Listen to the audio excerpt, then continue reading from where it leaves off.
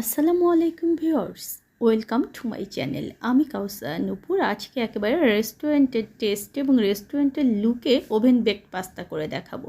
কিন্তু এটার টেস্ট কিন্তু একেবারে রেস্টুরেন্টের চেয়েও অনেক অনেক গুণ বেশি হবে। খুব সহজে আজকে রেসিপিটা দেখাবো, চলুন দেখে আসি। চুলায় দেখুন যে আমি পানি উঠিয়ে দিয়েছি, আর এই পানির মধ্যে আমি এখন 1 টেবিল চামচের মতো লবণ দিয়ে দিলাম, আর 1 টেবিল চামচের মতো আমি এখানে সয়াবিন তেল দিয়ে দিলাম।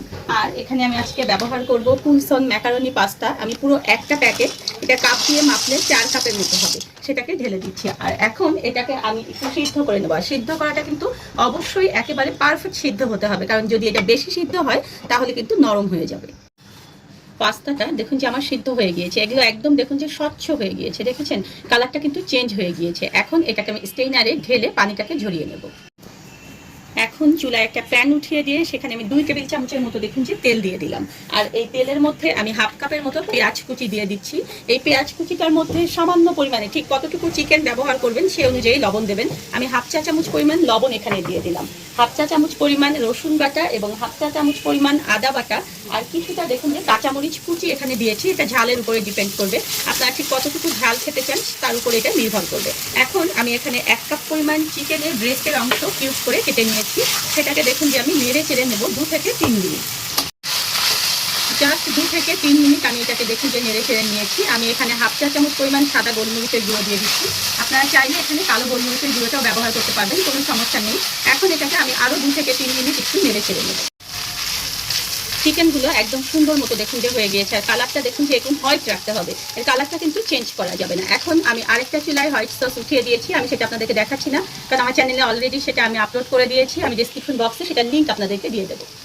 হোয়াইট সসটা যখন দেখবেন যে এরকম একটা ঘনত্বে চলে এসেছে, তখন আমাদের সিদ্ধ করে রাখা যে পাস্তাগুলো রয়েছে সেটা আমি দিয়ে দিচ্ছি। আর আমার চিকেনটা যে আমি রান্না করে রেখেছিলাম সেটাও এখানে দিয়ে দিচ্ছি। আমি হোয়াইট সসের ভিডিওটা এখানে এজন্যই দিলাম না, তাহলে কিন্তু ভিডিওটা আমার অনেক বড় হয়ে যাবে। এই জন্যই আমি ডেসক্রিপশন বক্সে লিঙ্কটা দিয়েছি, আপনারা সেই অনুযায়ী দেখে নেবেন। এখন এটাকে 2 মিনিট নেড়ে নেব। 2 থেকে 3 মিনিট নেড়ে চেড়ে এটা নিলেই কিন্তু দেখুন যে আমার রেডি হয়ে গেল। কেউ যদি এই অবস্থায় মনে করেন যে একটু স্পাইসি খাবেন, তাহলে আপনারা কিন্তু এখানে একটু চিলি ফ্লেক্স দিয়ে দিতে পারবেন। আর একটু গোলমরিচের গুঁড়ো, এখানে কালো গোলমরিচের গুঁড়ো যদি একটু ব্যবহার করেন, সেটাতেও কিন্তু একটু স্পাইসি টেস্ট কিন্তু পাওয়া যাবে। এখন এটাকে দেখুন যে এভাবে নেড়ে চেড়ে নিচ্ছি, তাহলে আমাদের কিন্তু রেডি হয়ে গেল পাস্তাটা। এখন চলুন যে ওভেন এটা কীভাবে বেক করতে হবে সেটা দেখে আসি। রেস্টুরেন্টের লুক নিয়ে আসার জন্য ঠিক এরকম ফয়েল বক্স পাওয়া যায়, সেই বক্সগুলো আমি এখানে ব্যবহার করছি।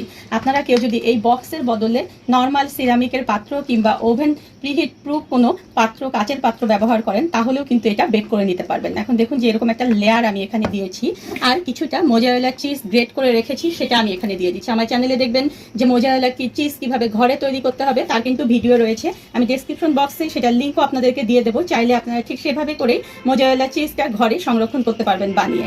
আমি আবার একটা দেখুন যে লেয়ার দিয়ে দিচ্ছি, এবং এই লেয়ারটা দেওয়ার পরও দেখবেন যে এর উপরে আমি আবার চিজ দিয়ে দেবো। ঠিক এরকম করে আপনার পাত্রে যতটুকু লেয়ার আপনি করতে চান, যতটা লেয়ার করতে চান সেই অনুযায়ী লেয়ার করে এভাবে করে চিজ ছড়িয়ে দেবেন। সব শেষে আবার আমি এটাতে চিজের আরেকটা লেয়ার দিয়ে দিচ্ছি। এই চিজটা আসলে আপনারা কতটুকু চিজি করতে চান তার উপরে ডিপেন্ড করে, তবে বাচ্চারা যেহেতু একটু চিজি পছন্দ করে, তাই এভাবে করে চিজের একটা পুরো আস্তরণ উপরে একদম মোটা করে দিয়ে দেবেন, তাহলে কিন্তু খেতে এবং দেখতে দুটোই ভালো লাগবে। আমার আরও একটা বক্স রয়েছে, সেটাও আমি ঠিক এইভাবেই তৈরি করে নেব। 180 ডিগ্রি প্রিহিটেড ওভেনের মধ্যে এখন 180 ডিগ্রি তাপমাত্রায় এগুলো আমরা 10 থেকে 15 মিনিট বেক করে নেব। দেখুন আমার ওভেন বেক পাস্তা একদম বেক হয়ে গিয়েছে, আর এটা দেখেছেন কালারটা কতটা সুন্দর হয়েছে। রেস্টুরেন্টের লুক আর টেস্ট কিন্তু পুরোটাই চলে এসেছে এই ওভেন বেক পাস্তায়। আর দেখুন এটা যে কতটা চিজি হয়েছে।